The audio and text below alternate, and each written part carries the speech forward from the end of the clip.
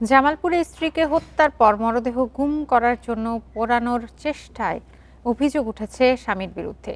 এ ঘটনায় স্বামী হোসেন তাইফুরকে আটক করেছে পুলিশ। বৃহস্পতিবার রাত ১টার দিকে শহরের দড়িপাড়া এলাকায় এই ঘটনা ঘটে।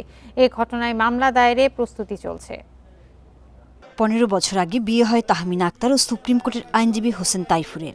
দীর্ঘদিন ধরে পারিবারিক কলহ চলছিল সংসারে।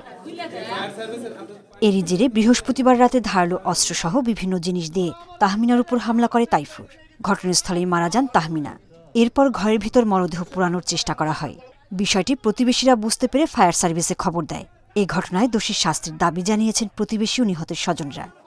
মেরে ফেলেছে। আমরা আসি সরজমিনে আপনাদের সাথে পুলিশ প্রশাসন ছিল, এসে দেখি যে তাকে রক্তাক্ত অবস্থায় বিছতে আছে। সুপ্রিম কোর্টে একজন আইনজীবী ছিল, কিন্তু ওই মাদকাসক্ত এর আগেও পরিবার থেকে ট্রিটমেন্ট করানো হয়েছে সুস্থ করানোর জন্য। ডান হাত পুরা আর পুরা বডি পরে রয়েছে, খাটের উপরে একটা টুল আছে, ফ্যান আছে, এগুলো সব দেখলাম। পরে পুলিশ এসে মরদেহ উদ্ধার করে। এ সময় স্থানীয়দের সহযোগিতায় তাইফুরকে আটক করা হয়। এ বিষয়ে ব্যবস্থা নেয়ার কথা জানিয়েছে পুলিশ।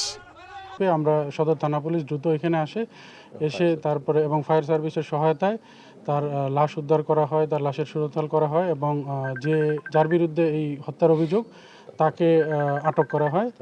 তাইফুর মাদকাসক্ত ছিল জানিয়েছে প্রতিবেশীরা। নিহত তাহমিনার 2 সন্তান রয়েছে। Independent news.